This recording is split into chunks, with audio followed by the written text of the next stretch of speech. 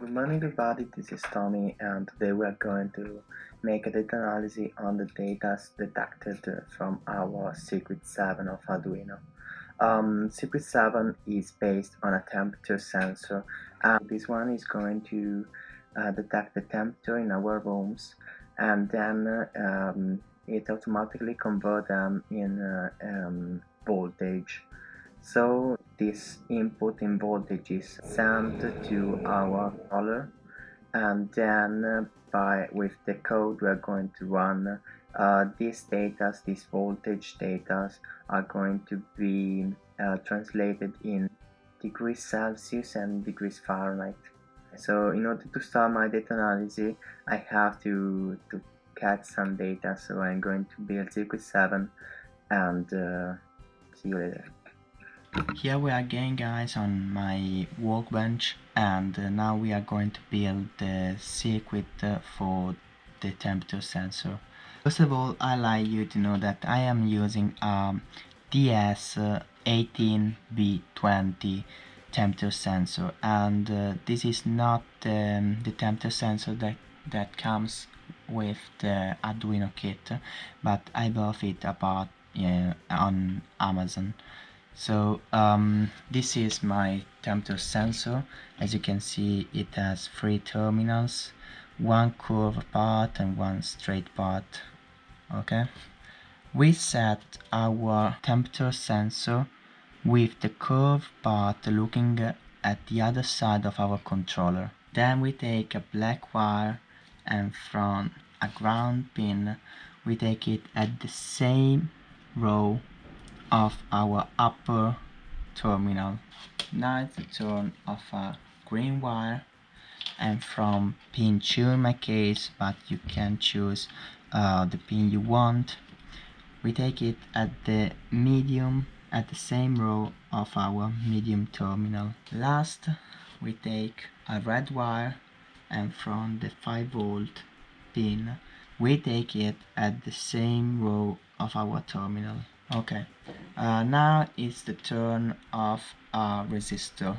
I am using a 5.1K resistor, but you can also use a 5.7K resistor. So the important thing that this resistor has to be set between the green wire and the red wire. So we put one leg of our resistor at the same row of our green wire and the other at the same row of our red wire. That's it. So guys, this is the circuit built. Now I'm going to verify and run the code. So see you on my screen. This is the code that I wrote for this circuit. Now I'm going to verify it and run it. Now our temperature sensor is getting some data. So in order to find them, we have to go on our serial monitor. In order to find our serial monitor, we have to look at the upper right corner of our screen, right here, and click on this icon.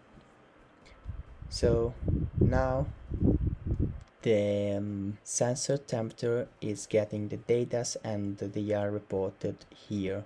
As you can see, in my room at the moment there are 29 degrees Celsius and 83 degrees Fahrenheit, 84 degrees Fahrenheit.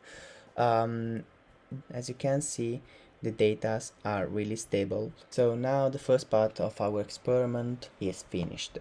But the real experiment, the real project does not.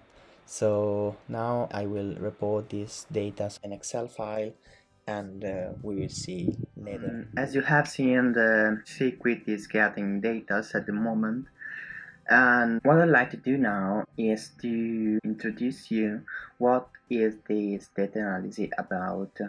I will record data from my normal room, okay, so normal condition. Then I will put my circuit in my fridge to get cooler data, and at the end I will put my circuit, my temperature sensor, with my hair dryer. When data will be stored, I will analyze these data, putting them on 3 different graphs, taking the baseline temperature in my room. Then I will take the new steady line when the temperature will be cooler, and the new steady line when the temperature will be hotter. These are the 3 steady lines I will take. I also analyze the transient, so the period while the temperature is getting from a normal steady line to the cooler steady line, and then to the hotter steady line.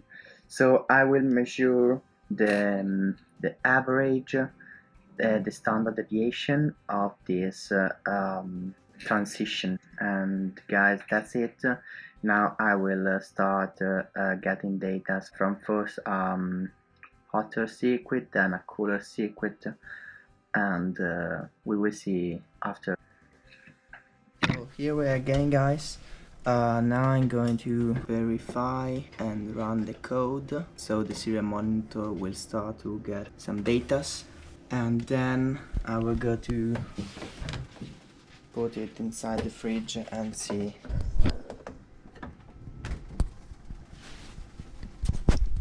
So as you can see, guys, the data are getting color and color, and we will see. Okay, so guys, now we are going to take hotter data than the normal one. So I'm going to switch on my air dryer, this one, and I will put it near to the temperature sensor. But before this, I am going to run the file, so the serial monitor will start to get some data. Okay, these are the data. So now I will start to switch on my high dryer, and as you can see, the temperature is getting hotter and hotter. So now I will wait a few minutes, and then I report these data on Excel. Here we are again, guys, on my Excel file, and we have basically 3 different pages. The first page represents the raw data I got with my temperature sensor, and they are around 300. And then at the right we have the graph of these data. So as you can see, except 1 or 2 points, the data were stable. Now we switch to the second page where we have the data of the hotting experiment. So when I warmed my temperature sensor with the high dryer, I selected 3 parts of this data. So the first part called room temperature baseline, then the second part where we find the transition between the first baseline and the new baseline when the temperature sensor was warmed. I calculated the average and the noise of the 2 baseline, and then I draw 2 different graphs talking about the transition period. They are quite similar, but in this case, in the first case, the fit is a linear function, and here you can see the equation of the line and the square root of this line. As you can see, the square root is about 0.5, and it's a good fit, but it's not so good. We are searching for 0.9 or greater. The second graph is the same of the one before, but the fit was exponential fit. So this is the equation of my fit line, and this is the square root of it. As you can see, the square root is less than the one with the linear fit, so it's not that good. Now we move the third page, the part of the experiment when I put the temperature sensor in my fridge. So as before, I divided the data into 3 parts, and I calculate the average, the noise, and then I made the same thing as before for the transition between the two baselines. As before, first graph has a linear fit, and this line has this equation and this square root. The thing that is different from the graph of the previous page is that, as you can see, the square root of this line is much more bigger than the one before, so the precision is more, and that is what we want. So it's it seems that with the cooling experiment the data reached the steady line faster than the hotting experiment. So now we move to the second graph, the cooling transition with the exponential fit.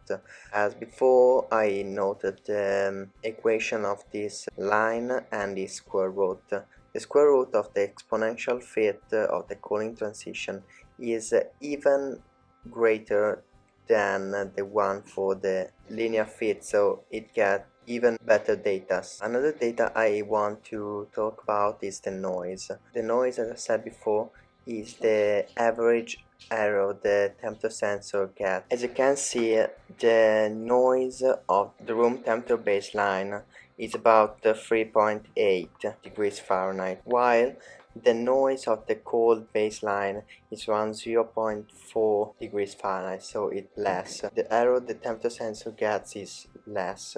Now I want to compare the noise of the cold baseline with the noise of the hot baseline. The noise of the hot baseline is much more smaller than the noise of the cool baseline, so we can assume that the error the temperature sensor gets is smaller when the temperature sensor is at a high temperature than when it's in a less temperature situation. So that was all for the temperature sensor experiment with Arduino. I hope that you enjoyed this video, and see you soon.